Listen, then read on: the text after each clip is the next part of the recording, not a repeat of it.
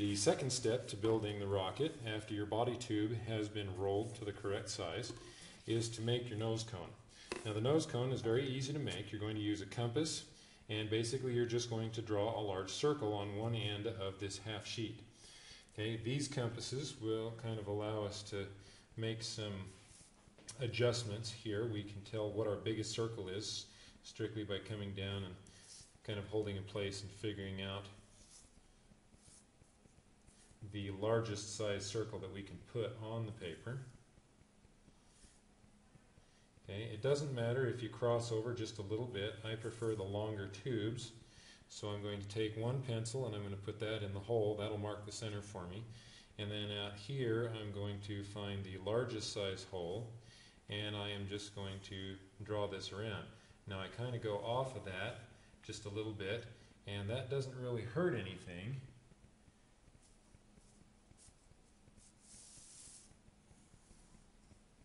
Because if the circle has a slight flat spot on it, it's not really going to cause a problem. So now I've got my circle, and you can see I cut off just a little bit here. That's not a problem. I prefer the larger circle because the size of the radius is going to be roughly equivalent to the height or length of the nose cone when it's completed. Now I just need to cut this out. Again, cutting doesn't have to be perfect because you're not going to view very much of this edge when the nose cone is completed. So you can work relatively quickly.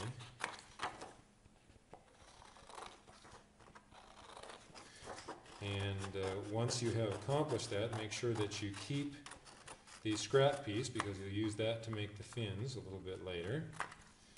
So let's push that off to the side. Now we've got our circle. The one last thing that we need to do is cut a single line directly in from the outside and stop right at the center point. Then all we're going to do is cross these pieces over, and you can see as you cross the pieces it starts to make a conical shape. Okay, so the next most difficult part is to cause that to cross over without allowing this point to travel and tear further up. So I'm going to bring that around, trying to hold that point right on the end. And the best way to do it that I found is to hold the, after you've got it around far enough you can kind of get your hand around it, you want to make sure that you don't allow this edge to start creeping up in the form of a screw, because that'll indicate that you're tearing here. So I'm going to hold it and I'm going to use my hand inside, and you may need to wet your fingers to kind of get a grip on it because the paper is relatively slick. And I'm just going to start twisting, and you'll see that the size of the cone goes down with each twist. Keep kind of pushing down so that this doesn't ride up and tear. And you take this down to where it is just the size, just a hair over the size of the body tube. Okay, mine's just a hair too big, so I'm going to tighten it just a little bit. Okay, you don't want it to fit inside the body tube, and you don't want it to stick over the edge of the body tube, kind of like a Chinese banana hat. That's not our goal. We want it to just barely slide over so that we can tape it. Once you've got it the correct size, you just need to pinch that, and again, get a small piece of tape and put that tape right over the joint, making sure that you get it down nice and flat.